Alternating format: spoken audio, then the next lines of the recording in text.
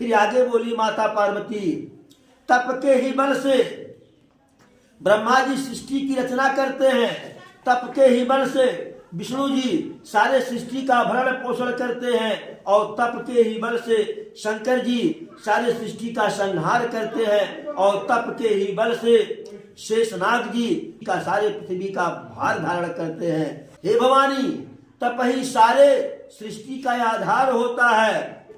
ऐसा मन में विचार करके जा करके तप करो जो है। अरे सुनत बचन विषय मित महतारी, और सपन सुनायहु गिरि हकारी। माता पार्वती के द्वारा ऐसी बात को सुन करके माता मैना विस्मित हो जाती हैं, और बुला करके महाराज हिमांचल को वह स्वप्न बताती हैं। इस प्रकार से माता सती माता पिता को भली भांति से समझा करके जो है तप के लिए प्रसन्न मन से निकल जाती है। लेकिन जब वह निकलती है तो प्रिय परिवार पिता अरु माता, अरे भय विकल मुख यावन बाता।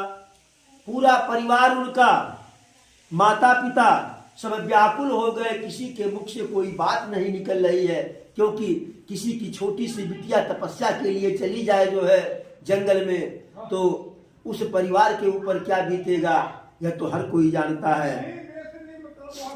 वेद शिरा मुनि आई तब सब ही कहा समुझार, पार्वती महिमा सुनते रहे प्रबोध हिधार। राजमहल में हर कोई दुखी है, विकल है, परेशान है। इतने में वेद शिरा ऋषि आते हैं, मुनि आते हैं, और वह सबको समझा करके माता पार्वती की महिमा को बताते हैं। और जब उनके मुख से सभी लोग माता पार्वती की महिमा को सुन लेते हैं तो सबका जो विस्मय था, सबका भ्रम था, सब जो है सारे भ्रम का समाधान हो गया। उधर माता पार्वती भोले बाबा के चरणों को हृदय में धारण करके जंगल में जाकर के तपस्या कर रही हैं। वह अत्यंत सुकुमार हैं, अत्यंत कोमल हैं, लेकिन पति पद सुमिरी तजऊ सब भोगा। भोले बाबा के चरण के स्नेह को स्मरण करके, भोले बाबा के प्रेम को स्मरण करके सारे भोग का परित्याग कर दी, और प्रतिदिन उनके मन में भोले बाबा के चरण के प्रति नया नया प्रेम उत्पन्न हो रहा है। और ऐसा तपस्या कर रही है माता पार्वती कि अपने शरीर का जो है सुध बुध विसार दी।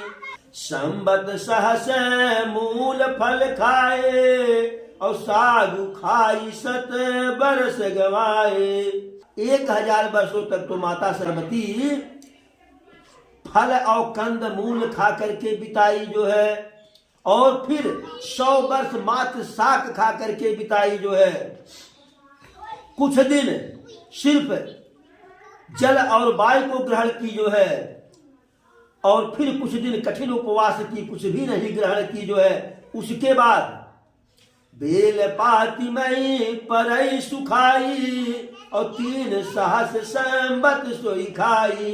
जो बेल का पत्ता, बेल पत्र बेल के पेड़ से नीचे गिर करके सूख जाता था, उस सूखे हुए पत्ते को खा करके माता पार्वती 3000 वर्ष व्यतीत की। पुनि परिहरे सुखान उपरना, उमहि नाम तब भयउ अपरना।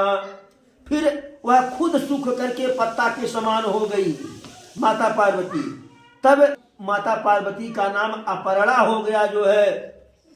उनके इस तपस्या को देख करके, क्षीण शरीर को देख करके आकाश से आकाशवाणी होती है, भयउ मनोरथ सुफल तब सुनु गिरिराज कुमार, परिहर दुसह कलेश सब अब मिली है त्रिपुरार।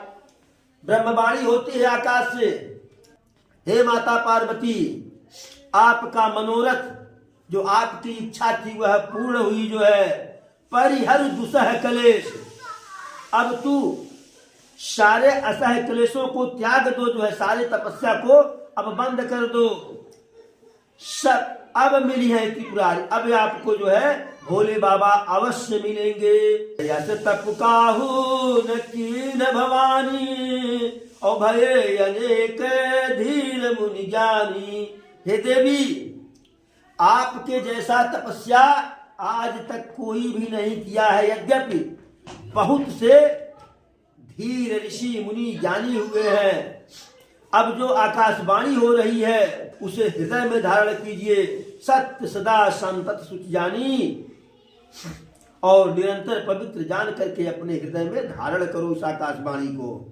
जब आपके पिता आपको बुलाने आवे तब अपने हठ को छोड़ करके अपने घर चली जाना, और जब आपसे सप्त ऋषि मिलेंगे तब जानिए कि यह प्रमाण है कि आपको शंकर जी मिलेंगे। आकाशवाणी को बिल्कुल प्रमाणित समझ लेना। सुनत गिरा विधि गगन बखानी, और पुलक गात गिरे जार सानी। आकाशवाणी को सुन करके माता पार्वती एकदम गदगद हो गई। याज्ञवल्क्य ऋषि कहते हैं, हे भरद्वाज जी, हमने माता पार्वती के तपस्या की कथा आपको सुनाई, अब आगे के चरित्र को सुनिए। आगे का चरित्र क्या है? अरे जब तय सती जाई तनु त्यागा, और तब तय शिव मन भयउ विरागा। याज्ञवल्क्य ऋषि कहते हैं, हे भरद्वाज जी, जब से माता सती दक्षराज के यहाँ अपने शरीर का परित्याग की, तब से भोले बाबा तो वैसे ही वैरागी थे, उनके मन में और वैराग्य उत्पन्न हो गया। सदैव शंकर जी के नाम का गुणगान किया करते हैं, और जहां तहां जो है राम नाम की कथा सुनते हैं। चिदानंद सुख धाम शिव विगत मोह मद काम, बिचरहि महि धरि हृदय हरि सकल लोक अभिराम।